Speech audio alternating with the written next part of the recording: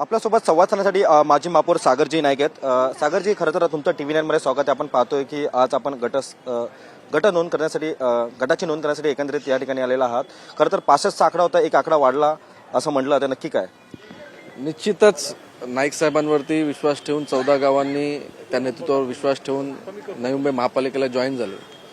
त्याचबरोबर 14 गावांनी निवडून दिलेले अपक्ष उमेदवार श्री भरतजी भोईर साहेबांनी नाईक साहेबांवरती पहिल्यापासून त्यांचं त्या ठिकाणी प्रेम होतं आणि त्या ठिकाणी त्यांचा सपोर्ट होता आणि त्या माध्यमातून ते सशर्त म्हणजे त्या ठिकाणी बिनशर्त त्यांनी पाठिंबा आपल्याला त्या ठिकाणी दिलेला आणि आपल्याबरोबर गटामध्ये ते सामील होत आहेत. आणि निश्चितच आता नवी मुंबई महापालिकेमध्ये भारतीय जनता पार्टीचा जी संख्याबळ आहे ती 65 वरून 66 वर पोहोचलेली आहे आणि निश्चितच या माध्यमातून 14 गावचा विकास आणि नवी मुंबईचा पूर्ण विकास हा नाईक साहेबांच्या नेतृत्वाखाली होईल.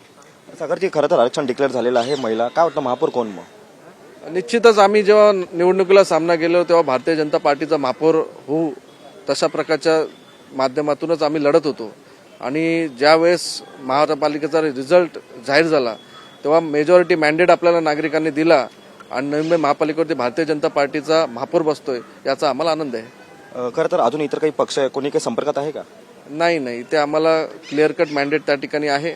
नंतर जेव्हा महापालिका सुरू होईल, महासभा चालू होईल तेव्हा सर्वांना घेऊन काम करण्याची आमची इच्छा असेल. धन्यवाद. खरं तर आपल्यासोबत हे होते माजी महापौर सागर नाईक. खरं तर आम्ही आधीच सांगितलं होतं की भाजपचा महापौर होणार, त्या पद्धतीने आता सध्या आमचाच महापौर बसेल अशी जी प्रतिक्रिया ती त्यांनी व्यक्त केलेली आहे. व्हिडिओ जर्नलिस्ट रोशनसह मी रवी कराड, TV9 मराठी, बेलापूर, नवी मुंबई.